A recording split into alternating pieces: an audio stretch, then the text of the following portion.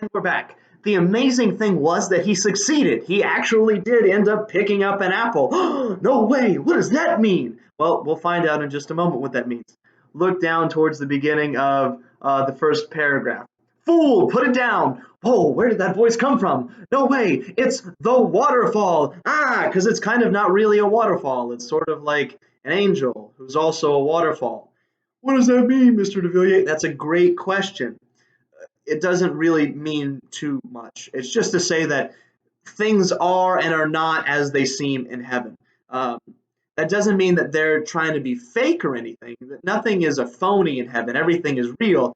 It just means that we can't conceive of the fact that the angel is also a waterfall and that the joy that he bellows in laughter is actual laughter and that the water that comes from him as he's hanging up like one crucified. Oh, right. Did we see that image there?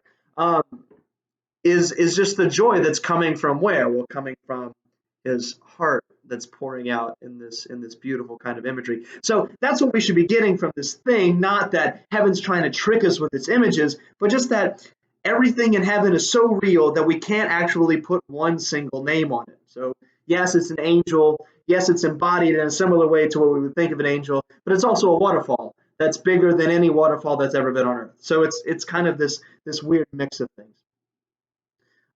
One thing that the angel waterfall thing says is, "Fool, put it down. You cannot take it back. There is not room for it in hell.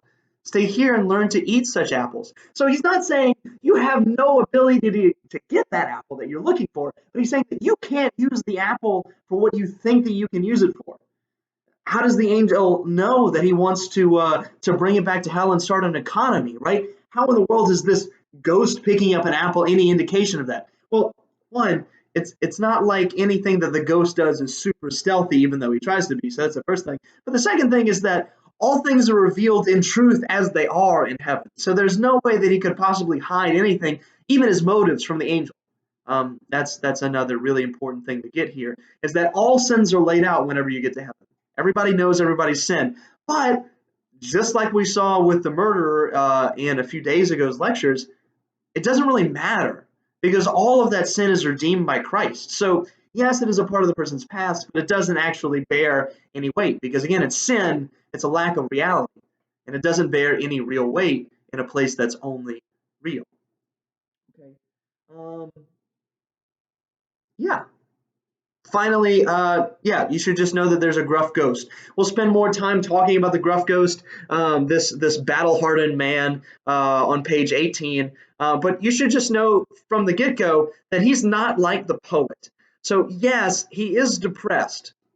This is obvious, and he has a very depressing mood that he conveys to other people. So he's not a happy-go-lucky kind of guy. But at the same time, everything that he's experienced in his life kind of led him to where he should have experienced that, whereas the tassel-haired poet didn't really experience anything that could even be misconstrued as painful. This guy actually suffered through some stuff, and his opinions, even though they're wrong, aren't completely invalid. And again, we'll spend some more time talking about that in the next lecture.